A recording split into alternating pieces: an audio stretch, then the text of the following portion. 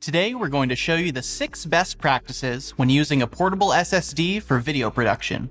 Best practice number 1, format the SSD before using it. Formatting the SSD is important for preparing it for use and optimizing its performance. Formatting means erasing all the data on the SSD and setting up a file system that is compatible with your devices and software. Remember, formatting will erase all the data on the SSD, so make sure you don't have any important files on it before you format it. Also, make sure you format the SSD with the same device that you will use it with to avoid any compatibility issues. Best practice number 2, check the compatibility of the SSD with your phone, camera, computer, and editing software. Checking your device's compatibility ensures that your SSD can communicate with your devices and software without any issues. Compatibility depends on factors such as the file system, the interface, the speed, and the capacity of the SSD. For example, the Samsung T7 is compatible with Mac and PC, iPhone 15, and Android, and can be used to record directly to a Blackmagic design camera.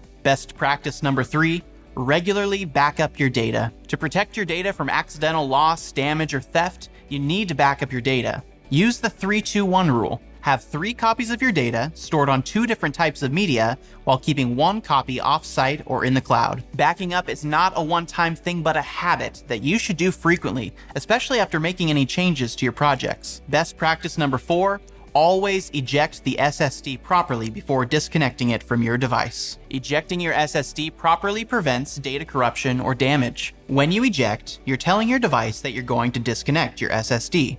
This allows your device to finish any pending operations and prepare the SSD for removal. Remember, ejecting is not the same as unplugging. You should always wait for the device to be released before you disconnect it. Unplugging without ejecting could cause you to lose some data or even damage your drive. Best practice number 5, store the SSD in a safe, dry place when not in use.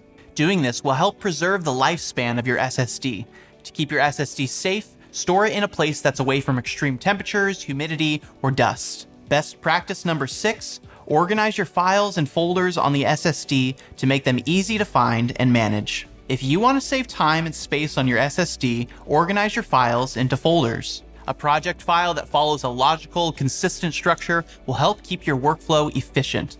To learn more about SSDs like the Samsung T7, T7 Shield, and the T9, click on this link or the link in the description. Thanks for watching.